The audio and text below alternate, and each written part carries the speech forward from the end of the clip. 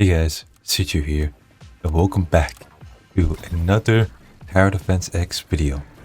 Alright, so yeah, don't mind the arguing in the background. My friend and this guy that we started playing with started like beefing for some reason. It's actually really funny, but like, I don't know. Anyways, we're gonna start off with the nightmare bosses with the predator, but I want to make this video because off camera, when I was playing with my friend, we decided to do this fun strategy, this fun little gameplay where we defeat the Nightmare mode in chapter 2 without any strat. So yeah, I decided I'm gonna use the summoner and I'm gonna summon all these towers over to the pass and see if, you know, the armor factory, barracks, the relic, see if they can defeat Nightmare mode alone. And I think my friend used helicopters. I think he has a turret. I had the Golden Ranger, but I didn't see any use of putting it down at this point. And this other guy, if you're wondering who Red Battle is, I think he was saying that the max level Johns will dominate the whole Nightmare mode, but I think they were only good for early game because around late game they were just practically useless. But then he went on to doing the turret spam. Now, John Tower is pretty good for early games, no doubt about it. But I don't really know what this placement is. I guess it could work at the top, but I'll kind of like put it at like the little corner edges and all that stuff. I don't know, that's kind of just me though. You can say if I'm wrong or not. And I think pretty soon I should have the overseer and the relic. And this is a voice recording, by the way. I'm not like recording my voice while playing this game. And I thought this was a really fun run because yeah, I maxed out the relic. And in about a few minutes here, you're about to see what a max relic would be able to do. And I can see why John put this tower in the very back of the battle pass, because bro, this tower is just so much fun to use. You can see that it already has the warden, it has the archers, and you know, understandably you can only place down 2 of them, because if you place down more than 2 it would just be too OP. I think the max relic, the overseer, has to have like 100,000 health, or maybe 1,000,000. I don't actually remember. But when the overseer comes in, you're just gonna see that it just destroys everything. It does like 900 damage per second. It's just a really powerful tower. I think it even has more health, more HP than the actual max ZED, which is just really surprising considering the fact that I thought that ZED was like one of the most OP towers. But yeah, here it is, overseer right here. And yeah, I'm just staring at it in awe. This is my first time with the tower that I get to actually see the overseer. And I thought like the overseer would be like a, you know, a floating, like a floating weapon type thing, but like no, it's actually sprinting towards the zombies, you know, it's trying to get to them. It's crazy. And yeah, we have max out ZEDs, max out armor factory. Yeah, we're just winning in life right now, man. Taking out the anti-golems. You know, none of these guys stand a chance. And I believe we're on a max wave here in the Nightmare mode. It was awesome because I just defeated the Nightmare mode back to back. But we're gonna see how well the summoners do against the last wave. So here comes Vile Engineer, right? Here, like this is the Nightmare Heretic, and all these kind of guys.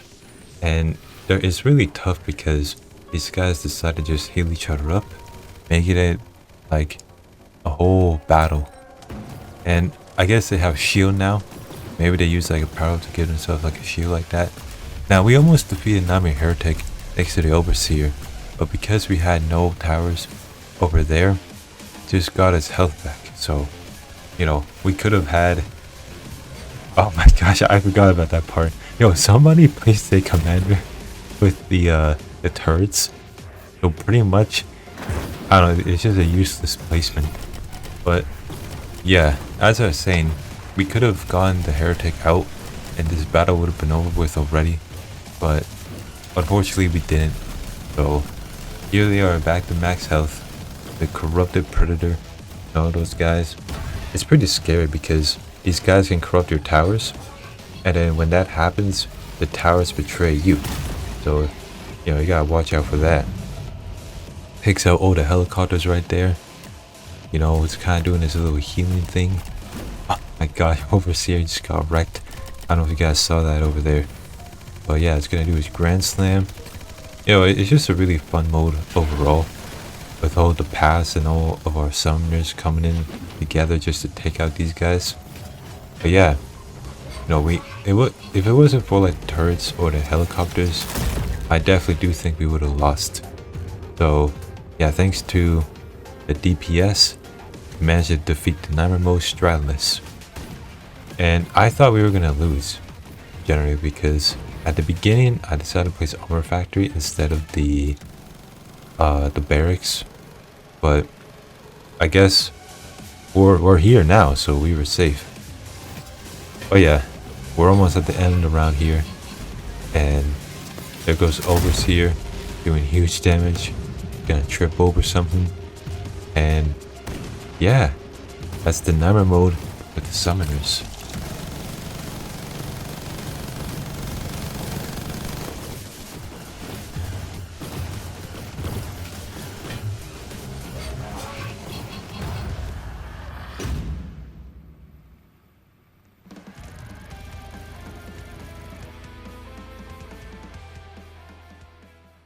Alright, and we are back.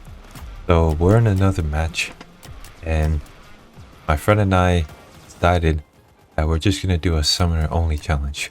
No DPS, no nothing, and no, this isn't on Nightmare Mode this time, because I don't think we'd be able to win. I think the zombies would just be too powerful, and we just lose on the spot. So we decided to switch it up to normal mode and see how we would do on there. And you know, we're just beaming wave 17. I think because we both have barracks, we were just able to pass everything.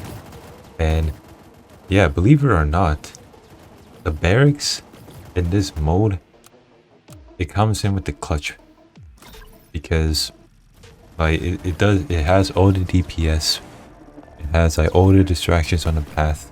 It literally has everything, especially the top path, because you know, that's where all the DPS is. When you got flamethrower, you got the rocket launchers, but like those guys are kind of slow, you know, like they're kind of like the missile trooper on the board, because they do heavy damage and all that stuff, but like the reload time is just so slow. So when it comes time to take out like a swarm, yeah, it's good, but if you need to go ahead and like beam them and they're not fast at all, you're gonna get wrecked. That's also an important reason why I basically switched up the top path. The majority of the barracks are top path, just so it doesn't get messed up with the slow DPS or anything like that. But yeah, you can see all the scouts on the board. None of these zombies stand a chance. And with the plus from the Relic and the Armor Factory, as well as the ZED, yeah, you're pretty much all set. So you can see for these guys, you know, the judge coming out, they're gonna go ahead and do their best to take out the swarm that we have spawning in, but it's just not gonna be a match. And you know, we got the ZEDs, we have all the little wardens coming out there. None of these guys will stand a chance. I don't think I got the tank yet, especially in this late in the game. So I need to go ahead and focus on getting them all done. I think what I was trying to do, I was trying to upgrade the relic. I think to get the wardens, which is why I'm getting the tanks and everything late game. You know, I think the archers though carried that for sure, which is why we didn't lose as badly. I think also my friend was focusing on the barracks, so he had his level 5 rangers and all that stuff, or level 5 railgunners at max already, so that's why we didn't lose. I wonder how this will play out solo mode, but I guess I'll find out on my own time. But here goes engineer. You know, this is the normal mode, so we won't really have too much of a problem here. The ZEDs are almost max level. The armor factory is maxed. You know, there's nothing much the engineer can do here. At least that's what you would think, right? I mean, we have the whole board covered with our troops. There's no way the engineer will be able to get by. However, you're gonna start to see the engineer make his way over to the end, and it's just gonna slowly and slowly and slowly make its way to our zone. And I think at that point I realized I needed to place down bait, because there's nothing on the board that's slowing down the engineer. So this guy's just walking, right? He's just walking through everything, and I feel like if I didn't place down the bait, it might have gone through and we might have lost. So thank goodness I had the scarecrow. You know, I know that technically isn't like a summoner tower, but at the same time, I didn't want to go out with a loss, dude. We just had 2 games won back to back, and I'm not mad at ending that losing streak. So here we go, placing out scarecrows. And this is what I love about multi-paths, because the engineer can't do nothing to the path beside it. So everything on the other side is just beam the engineer, and yeah, it's all done. And with that, that's the summoner mode gameplay. I thought it was really fun, and yeah, thanks for watching, and I hope to see you guys in the next video. And yeah, get the heretic as soon as possible, man. Trust me, it's a lot of fun, and you won't regret it.